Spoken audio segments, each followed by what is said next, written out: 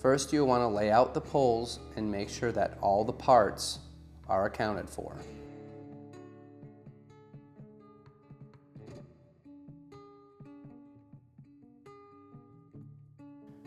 The poles are well marked and easy to assemble.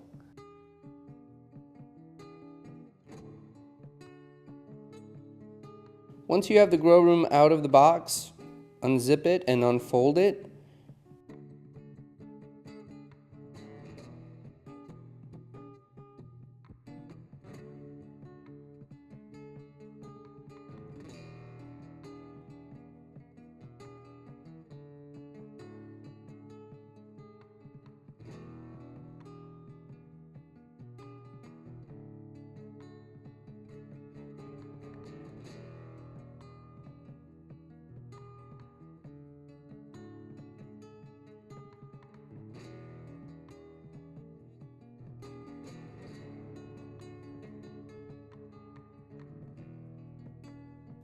Once you've done this, you're ready to put your grow room structure together.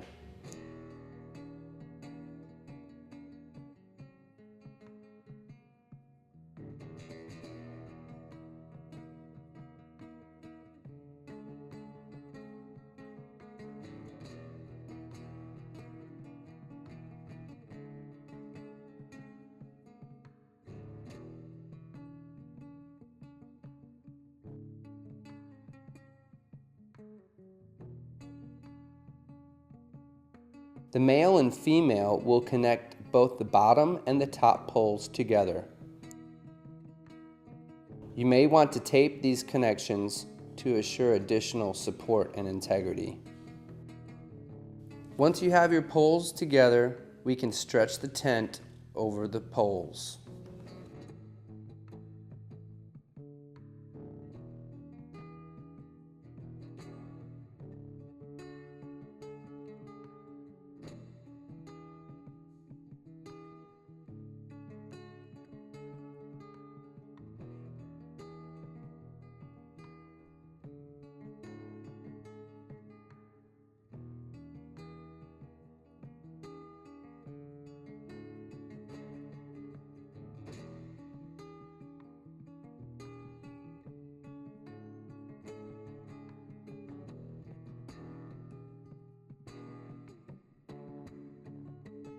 Zip the tent up to inspect the fit.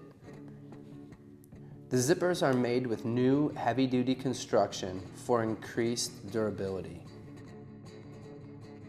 The side 6-inch duct holes are great for air cooling lights.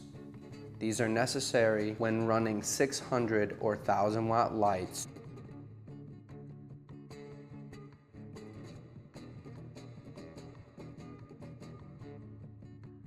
The Viagrow grow rooms come with both upper and lower 6-inch vents for cooling, venting, or hooking up carbon filters and fan combinations. The outer clear vinyl pocket is great for storing meters, instructions, feed charts, or even your hydrometer and thermometer.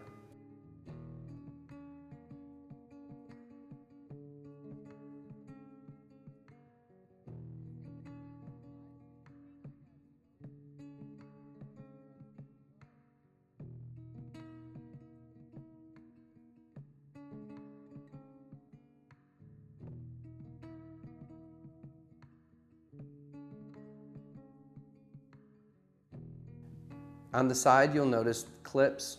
These clips are used to keep the entry doors open while you work and maintain your garden.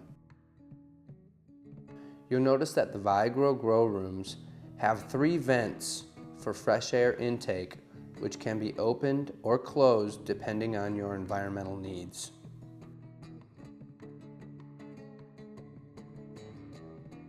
You'll want to install the secondary floor, which will help prevent leaks in the event of a water spill.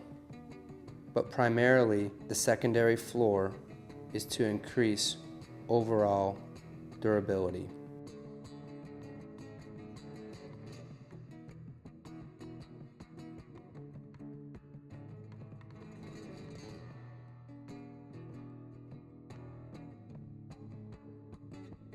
If you've purchased our complete grow room kit, we will want to install our carbon filter and fan.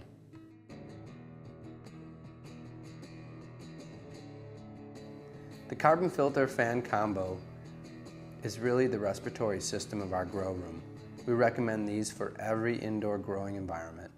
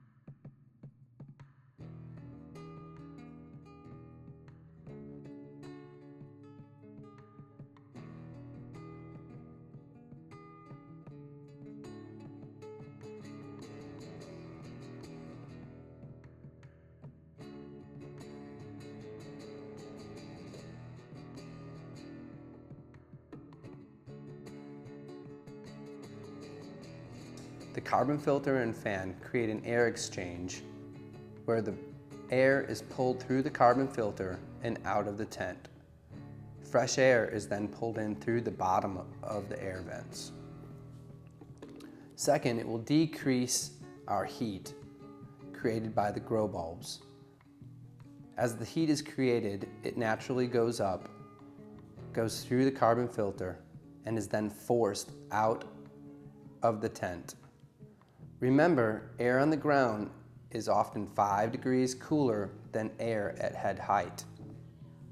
Thirdly, it will deodorize, kill mold spores. The pre-filter will clean the air of dirt particles, while the carbon will deodorize and kill mold spores, pathogens, and pythiums. When your carbon filter increases its natural weight by 20%, it will be time to replace the filter.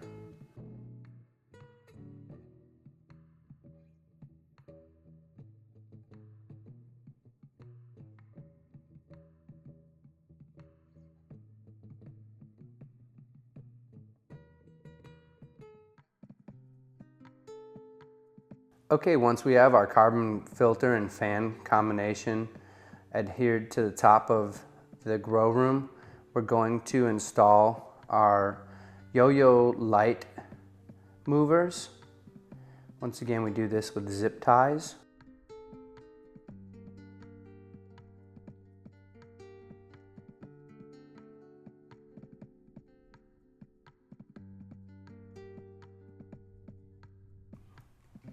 Using the yo-yo, you can move your light up or down, getting it closer to the plants. For every foot the light travels, you lose half the available power. That's photoactive radiation. That's what the plant uses for photosynthesis. So the closer you keep your light, the better growth rates and yields you'll have. Remember to use the cord holes to minimize cord mess. The multi-pin timers are easy to set. The red button on the side when in the up position, the automatic position, which will allow you to operate your light according to how you've set it. If the red button is in the lower position, it will allow you to override the pins, keeping the light on at all times. Each pin represents 15 minutes, and when placed in the down position by depressing, this will be on time. The 5-volt magnetic ballasts come in 400 watts, 600, and 1000 watt units. The 5-volt ballast will operate on both 120 and 240 volt. They come with 120 volt cords. The 400 watt and the 1000 watt are switchable to accommodate both metal halide and HPS bulbs.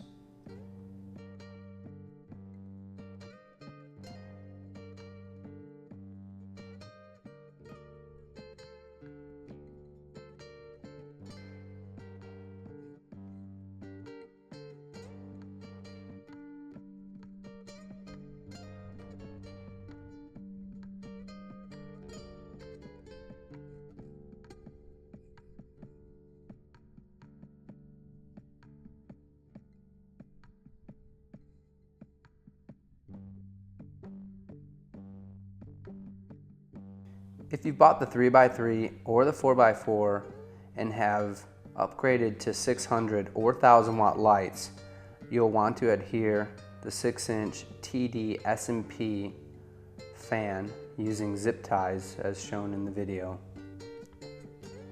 Remember, the cooler your light is, not only the cooler will the environment be, but the closer your plants will be able to get to the light.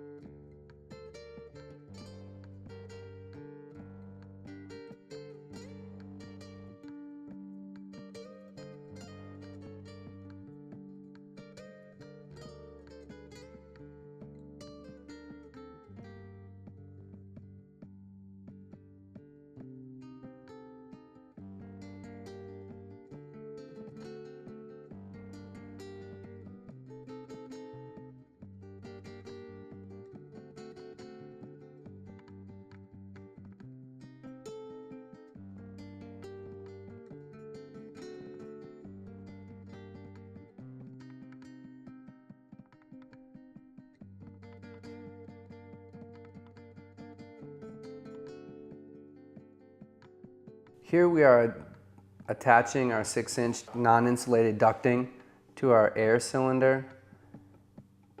This will be our air intake, and you'll notice that we let the 6-inch non-insulated ducting go to the floor where the air is cooler.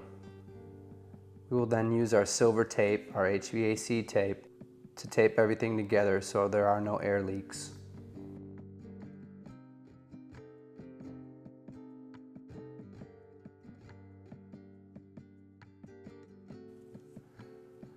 The complete grow room kits come with a wall mount mini clip fan. This fan, it doesn't really matter where this fan goes, just as long as it's circulating air in your grow room environment. This helps to keep the air moving, resulting in a clean, healthy environment.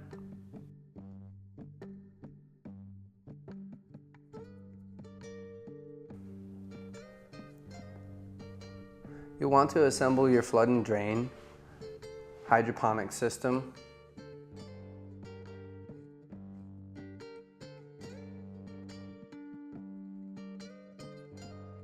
Remember that your flood and drain kit have a 1/2 inch and 3/4 inch opening. Your 3/4 inch, the larger of the two, is for the flood or the drain back to your reservoir. This way the table can never overflow. It will always allow more water out of the table than into the table, as long as your 3/4 or larger hole are your drain tube. The flood drain fittings are adjustable. You can increase or decrease the amount of water that sits in the tray. This is important for clones and seedlings, as oftentimes the water level needs to come up so that the root systems are getting wet. You'll see here that there's a grommet. This grommet keeps these flood drain fittings from leaking. You want to make sure that the grommet is inside the tray, and then affix or tighten your flood drain fitting.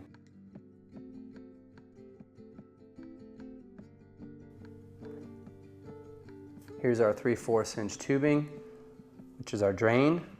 Here's our 1/2 inch tubing, which will connect to the pump.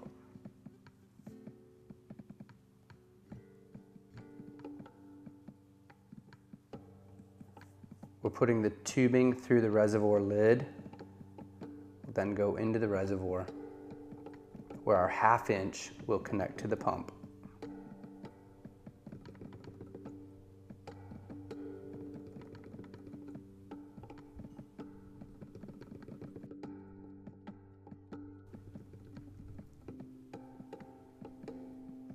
Our pumps have filters inside them.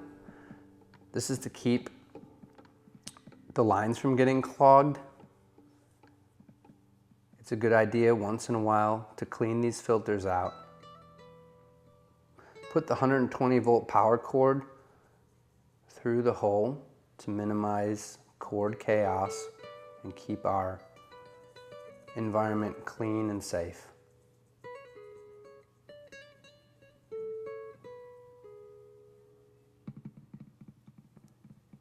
Here we're affixing the 1/2-inch tubing to the pump. There are barbed valves on the pump which hold the 1/2-inch tubing firmly.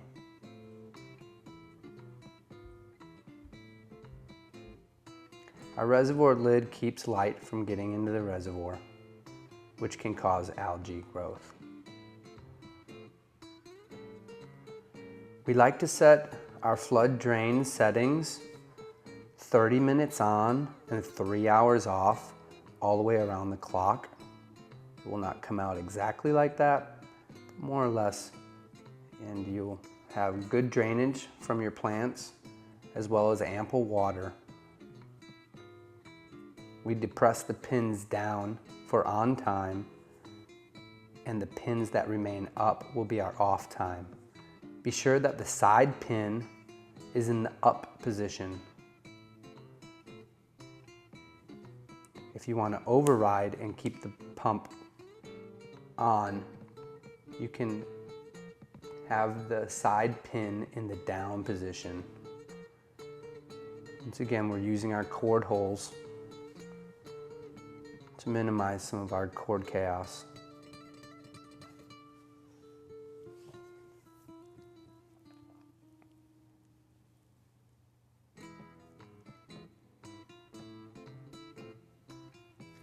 You'll notice that the flood table as well as the reservoir are food grade plastics. There is no leaching from these plastics. A lot of times some of your recycled plastic can have some leaching, which can cause carcinogens in your reservoir and or pH imbalances. Here we have our Viastone Grow Rocks. This is an expanded clay aggregate. It's pH stable. We're going to fill our pots with this aggregate. It holds water and moisture for the plants and is a great media for growing in hydroponics. Here we have our plants planted. They are low enough so that they get water when the pump kicks on and floods the table.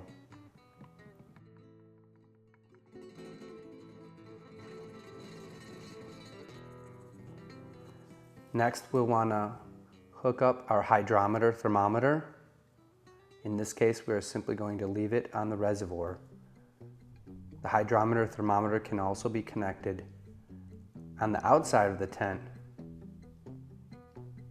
so that you can monitor temperature and humidity without having to unzipper the tent. Just be sure that the remote probe is inside the tent for accurate readings.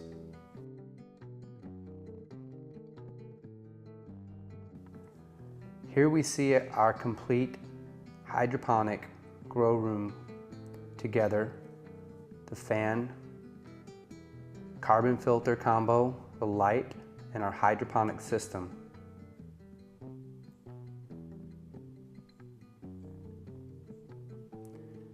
The zippers are heavy duty and meant to last. This is what you'll see when you open your grow room.